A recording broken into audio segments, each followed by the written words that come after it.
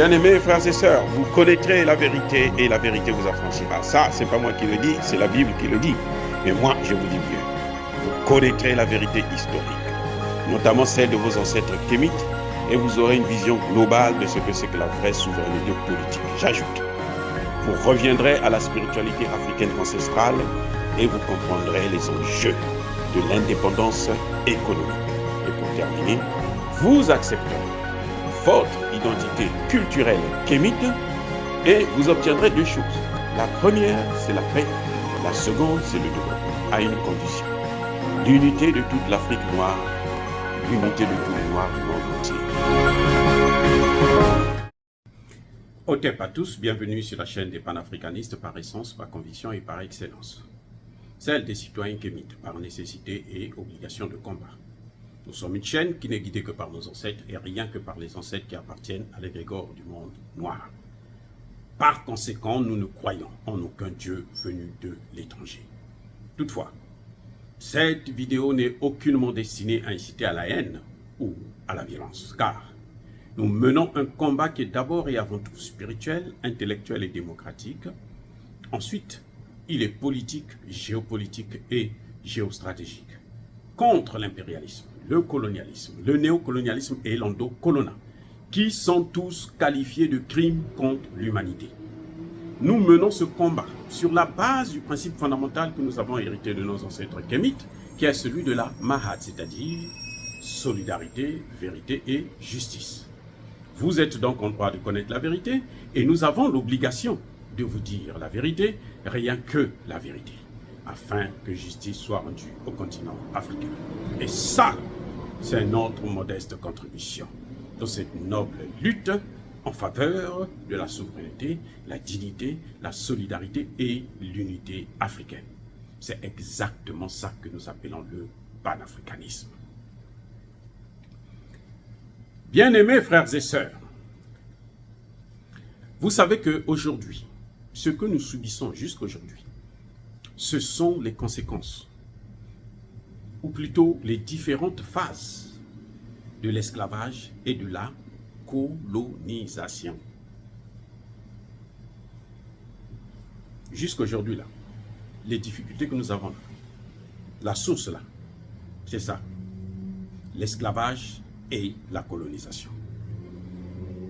Beaucoup nous disent, ici aux États-Unis notamment, quand vous allez un peu dans le milieu intellectuel, il y a les intellectuels moyens, là, ce que moi j'appelle les semi-intellectuels, qui vont vous dire, nous vous reprochons, vous les Africains, de n'avoir rien fait pour nous défendre, pour nous protéger.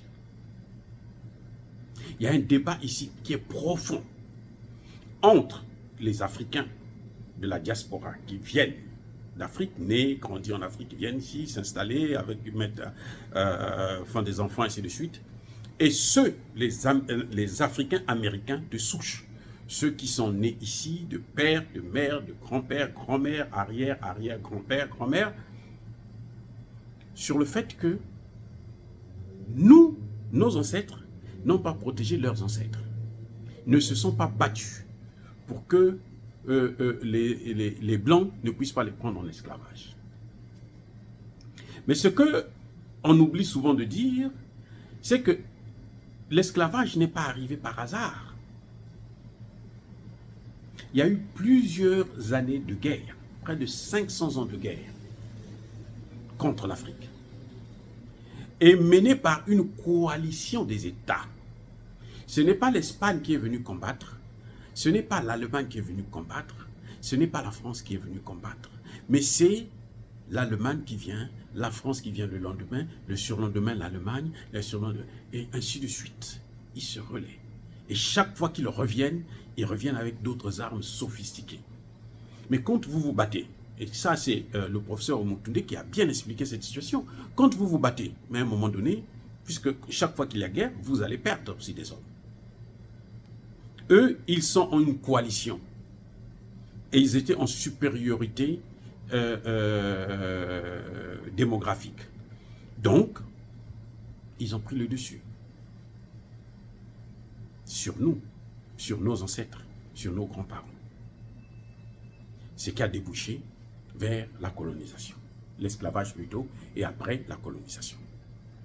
Maintenant, il y a un autre aspect qui est très important, sur lequel nous devrons tous, vous et moi, réfléchir. Ils n'ont pas utilisé seulement les armes conventionnelles de guerre. Ils ont utilisé la religion ou les religions pour nous détruire. Voilà le vrai problème. Ils ont utilisé les religions pour nous détruire. L'homme noir, que ce soit vous, que ce soit moi, nous tous nous croyons en Dieu. Que vous soyez chrétien, musulman ou nous, même athée, là, nous croyons en Dieu.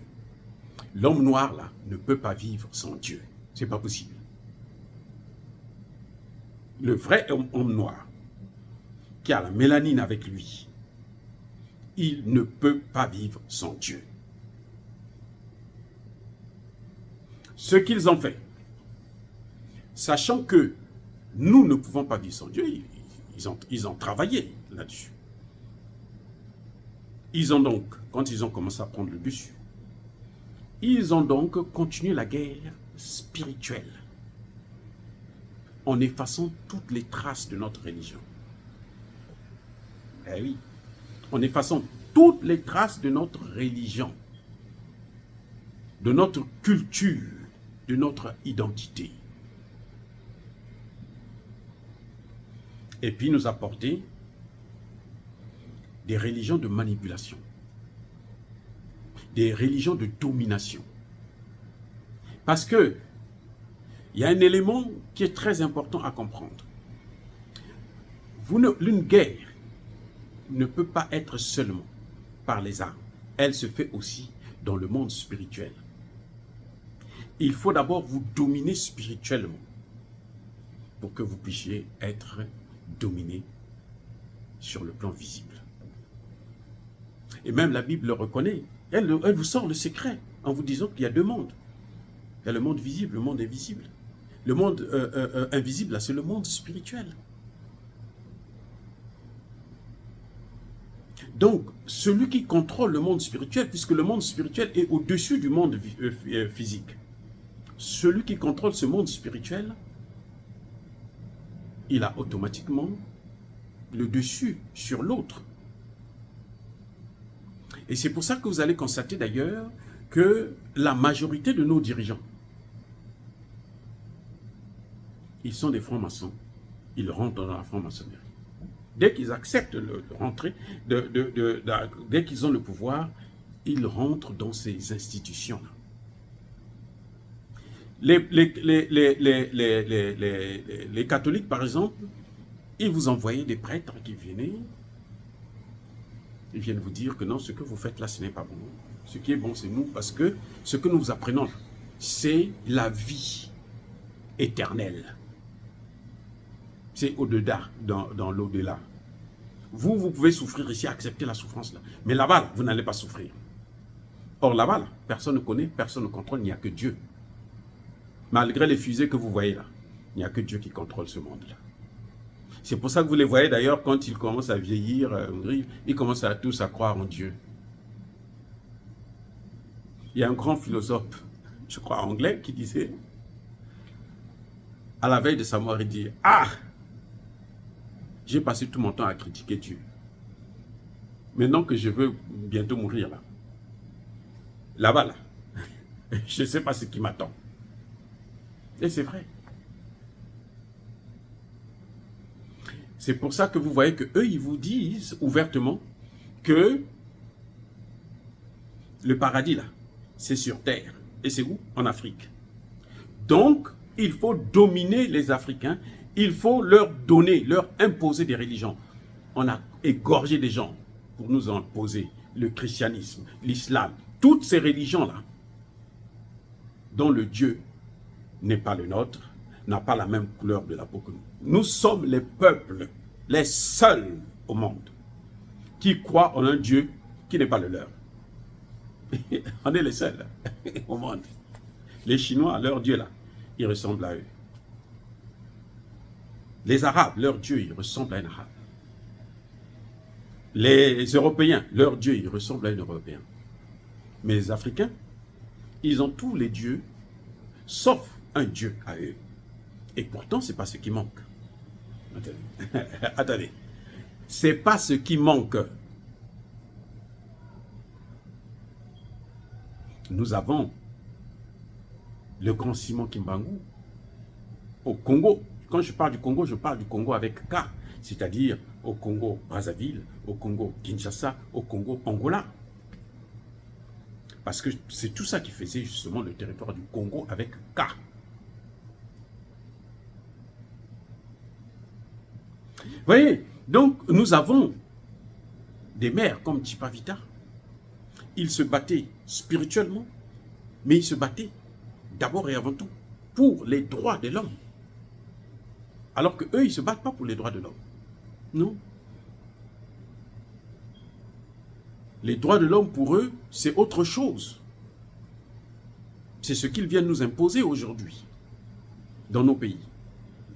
Et on nous impose ça encore à la chicotte, les droits de l'homme, là, à la chicotte. On dit, toi là, si vous ne votez pas une loi comme ce qui va dans tel sens, nous, on va vous brimer. Nous, on va vous... Donc, il y a tout là. Ça, ce n'est pas la spiritualité. Ce n'est pas notre spiritualité. Notre spiritualité, là, on croit en Dieu. Et notre Dieu, là, devrait être comme nous-mêmes. C'est pour ça qu'il faut repartir vers notre propre culture, notre identité, pour que nous puissions nous en sortir. C'est cette identité-là, à nous là, qui nous donnera la force de combattre dans le monde spirituel et de vaincre nos ennemis. Sinon, ça va être très difficile. C'est-à-dire qu'on va perdre beaucoup d'hommes et de femmes. Beaucoup du sang va couler encore avant que nous puissions atteindre nos objectifs. Lorsqu'ils amènent nos dirigeants dans la franc-maçonnerie et autres, qu'est-ce qui se passe? On les initie, mais ils n'ont pas le contrôle de la spiritualité. D'ailleurs, il n'y a pas de spiritualité. Il ne peut pas avoir une spiritualité dans un monde où les gens ont des intérêts particuliers à préserver. Vous savez, quand Emmanuel Macron part en Afrique, mais il ne vient pas comme ça. Les grandes loges, là, ont travaillé déjà le terrain, spirituellement, pour endormir les Africains. C'est maintenant, de plus en plus, on le voit parce que, de plus en plus, nous-mêmes, nous commençons à contrôler notre relation avec Dieu. Ce n'est plus totalement eux qui contrôlent cette relation avec Dieu. Parce que vous ne pouvez pas faire un voyage d'affaires comme celui-là. Tu viens pour venir convaincre les Africains, pour venir les combattre, sans d'abord envoyer des énergies qui vont neutraliser les énergies des autres. Vous avez la Chambre africaine de l'Élysée. Est-ce que vous avez déjà entendu que voici le président de la Chambre africaine de l'Élysée? Est-ce qu'on vous l'a déjà présenté? Ah, c'est lui qui est là, qui siège. On sait que, bon, c'est sous la présidence du président de la République. Mais c'est spécial, africaine de l'Élysée. Il n'y a pas une chambre allemande de l'Élysée. Il n'y a pas une chambre américaine de l'Élysée. Il y a une chambre africaine de l'Élysée.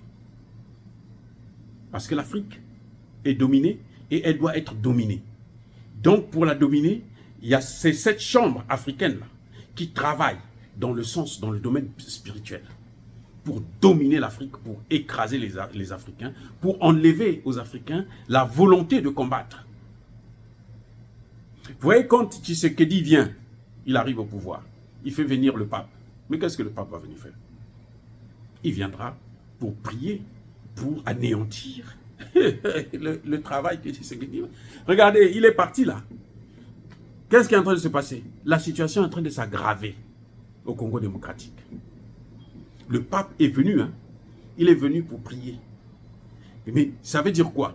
Ça veut dire qu'il n'a pas amené des énergies positives pour faciliter l'émancipation. Qu'est-ce que vous ne comprenez pas là? C'est qu'il est venu avec des énergies négatives. On a dépensé, Tshisekedi a dépensé près de 80 millions de dollars. Près de 80 millions de dollars pour le recevoir seulement. Sans les cadeaux là, ça doit se chiffrer en milliards. Vous n'allez pas les déplacer, surtout que c'est Tshisekedi qui était le demandeur. C'est lui qui a demandé, viens. Voilà. Donc, quand il vient comme ça, avec tout l'argent qu'on lui donne, il vient, il vous endort. Il vous endort. Que ce soit en Angleterre, que ce soit aux États-Unis, mais il y a des gens qui travaillent pour comment il faut faire pour dominer ces gens. Maintenant, de plus en plus, on constate que les Africains sont en train de vouloir se sortir. Ils sont en train de fuir ces religions. De plus en plus. Hein. Les fidèles, là, ils sont en train de fuir ces religions. Ils sont en train de revenir vers leur culture. Qu'est-ce qu'ils font? Ils vont maintenant s'attaquer aux pygmées. C'est pas par hasard. Parce que ce sont les pygmées qui gardent. Hein. Ce sont les gardiens de notre culture. Les pygmées que vous voyez qui sont dans la forêt, que même nous-mêmes, Noirs, Africains, nous négligeons. Ce sont eux qui gardent encore le fond, l'essentiel. Ils s'attaquent à eux, ils leur demandent de sortir des forêts pour venir dans les villes. Quelqu'un qui sort de la forêt, qui vient en ville, qui n'a pas d'argent, qui n'a rien, il n'a pas de maison et tout. Même si on peut lui donner une petite maison de fortune, l'État ne peut pas s'en charger. Il n'y a pas de système comme dans ces pays développés où il y a le revenu minimum d'insertion, des trucs comme ça. Non, il n'y en a pas. Vous le sortez de la forêt, là où il se soigne avec les herbes, là où il se... Qu'est-ce que vous faites? Vous le tuez. Et en le tuant, qu'est-ce que vous êtes en train de tuer? Vous êtes en train de tuer le reste de la culture qui reste. Et oui, vous êtes en train de tuer cette culture. Oui. Parce que lui, il est habitué à vivre dans la forêt, avec les animaux, avec les arbres et autres. Il sait, voilà, quand je suis malade, je prends tel arbre. Et quand il sort là, je vais vous dire une chose. Quand ils sortent là pour venir en ville, ils se plaignent parce qu'ils meurent en cascade. Et oui, le taux de mortalité des pygmées ne cesse d'augmenter depuis qu'on est en train de les pousser, les obliger à sortir de la forêt pour venir habiter en ville. C'est dû à quoi? Nous pensons, on va se dire, oh, c'est pour protéger la forêt, pour protéger. Cette forêt-là, ils ont grandi là-bas, leurs arrière-parents ont vécu là-bas. Ce n'est pas pour la protection de la forêt. Ils sont en train de s'attaquer au reste de notre culture, notre identité, notre religion, notre spiritualité. C'est ça qu'ils sont en train de détruire. Voilà les vrais problèmes que nos dirigeants devraient prendre en compte. Lorsque vous entendez les sommets sur la protection de la forêt, le bassin du Congo, c'est quoi? Mais c'est pour détruire justement cette spiritualité. Ce qui reste de cette spiritualité. On vous amène des bons discours.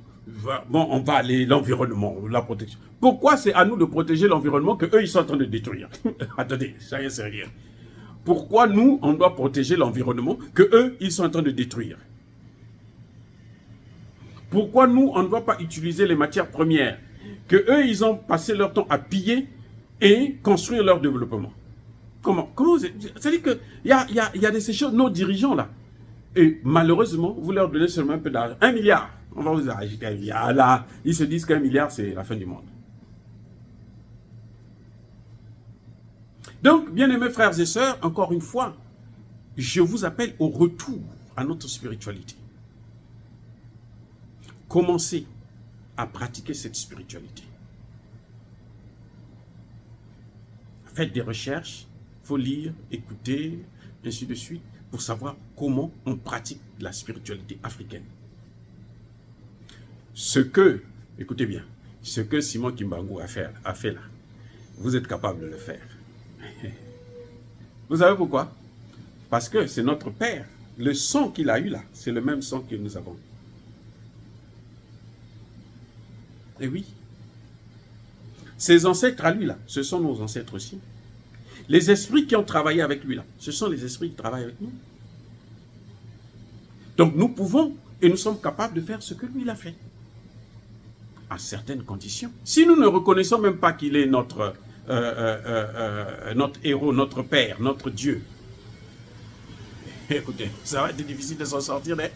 Oh, bien aimés frères et sœurs, soyez bénis, abondamment bénis par le Dieu des Kémites et par nos ancêtres angélisés.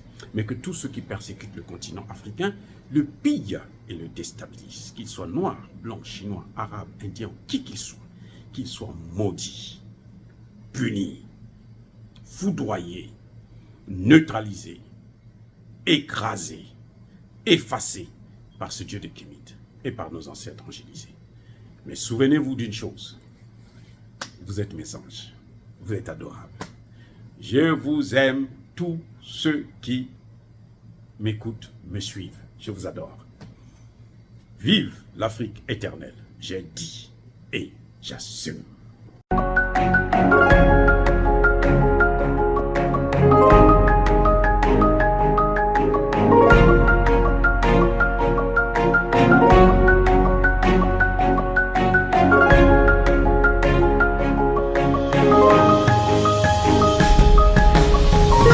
Eux, ils marchent par la foi et non par la vue. Mais moi, je vous conseille vivement de marcher par la connaissance scientifique et historique, notamment celle de nos ancêtres kémites, par les 5 sens et par l'intelligence. À vous, à Pierre.